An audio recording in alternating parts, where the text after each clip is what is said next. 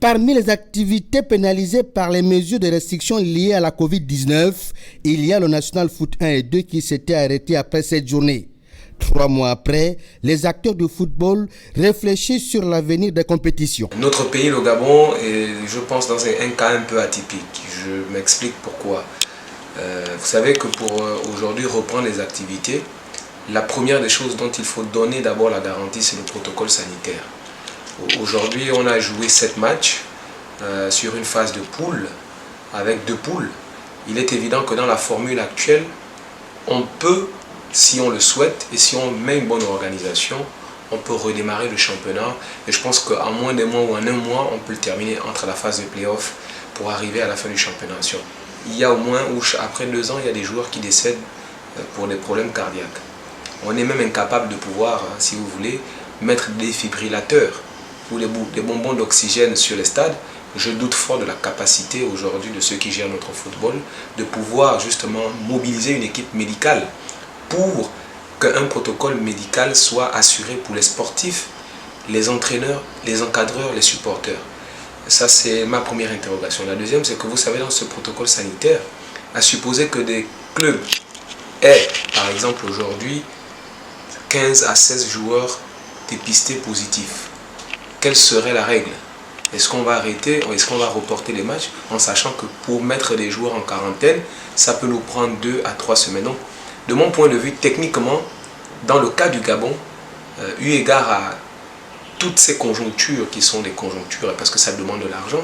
Le respect de plusieurs conditionnalités liées à la pratique de la discipline semble ne pas être accessible, d'où ces inquiétudes. La question salariale, il faut savoir aujourd'hui que tous les contrats qui sont engagés doivent faire ce qu'on appelle, comme toute entreprise, doivent bien évidemment obéir à une concertation. Moi j'ai vu un peu ce qui se passait en Côte d'Ivoire, au Cameroun et ailleurs.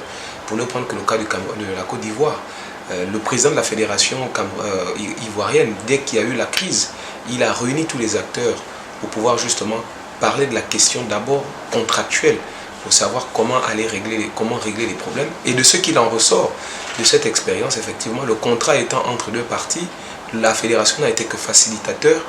Et avec les associations des footballeurs, les clubs en concertation, ils ont accepté parfois de réduire de 20%, de 30% leur salaire, mais ils étaient payés chaque mois.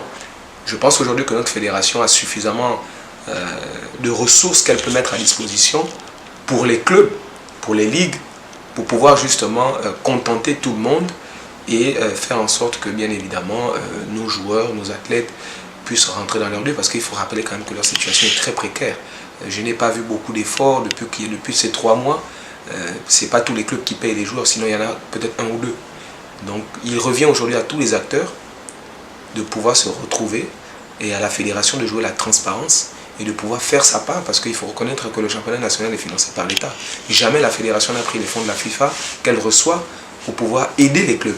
Cette analyse de Paul-Uric Kessani, ancien international gabonais et footballeur professionnel ayant évolué en Europe, interpelle sans nul doute les principaux décideurs, en tête desquels le gouvernement de la République via le ministère de la Jeunesse et des Sports, la Fédération gabonaise de football et la Ligue nationale de football, le principal organisateur.